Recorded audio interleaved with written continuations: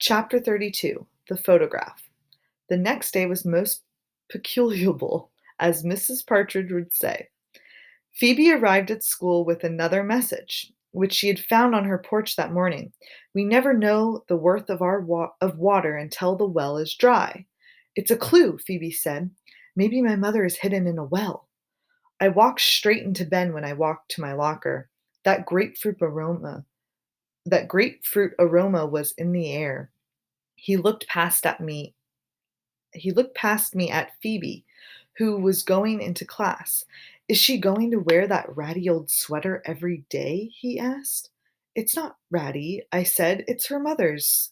Speaking of mothers, what I wanted to say, what I wanted to ask you, I was trying to find a way to ask about his own mother, but he interrupted me.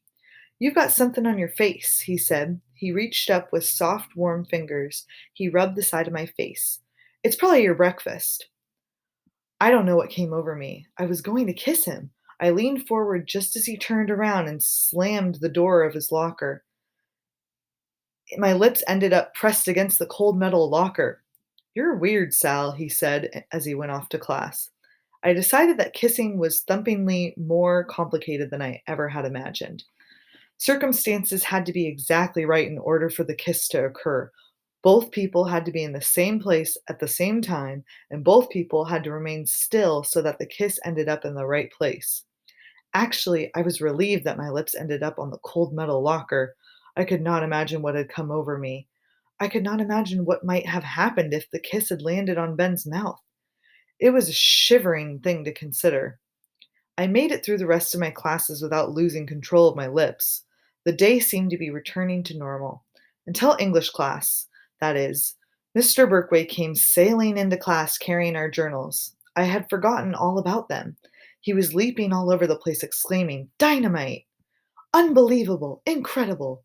He had said he couldn't wait to share the journals with the class. Mary Lou Finney said, Share with the class?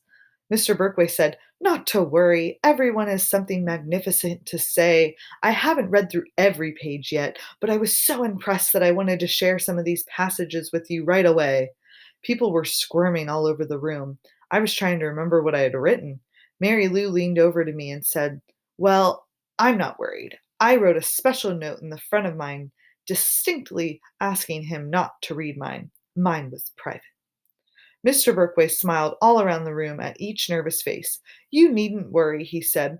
Change any names that you've used, and in case some of you are nervous about sharing your thoughts and observations, I will fold this piece of yellow paper over the cover of whichever journal I am reading, so that you can't possibly know whose it is. Ben asked if he could go to the bathroom. Christy said she felt a little sick and asked if she could go to the nurse. Phoebe asked me to touch her forehead because she was pretty sure she had a fever. Mr. Berkway looked all around the room. Usually he would let people go to the bathroom or go to the nurse, but this time he said, Let's not malinger. He picked up a journal, slipping the yellow paper over it before anyone had a chance to examine the cover for clues as to its author's identity. Everyone took a deep breath. You could see people uh, poised nervously, waiting as tensely as if Mr. Berkway was going to announce someone's execution. Mr. Berkway read, I think that Betty, he changed the name, but you could tell because there was no Betty in our school, will go to hell because she always takes the Lord's name in vain. She says God every 5 seconds. Mary Lou Finney was turning purple. Who wrote that? She said. Did you, Christy? I'll bet you did. Christy stared down at her desk. I do not say God every 5 seconds. I do not, and I am not going to hell. Mr. Berkway tried to intervene. Excuse, oh, omnipotent, Mary Lou said. That's what I say now.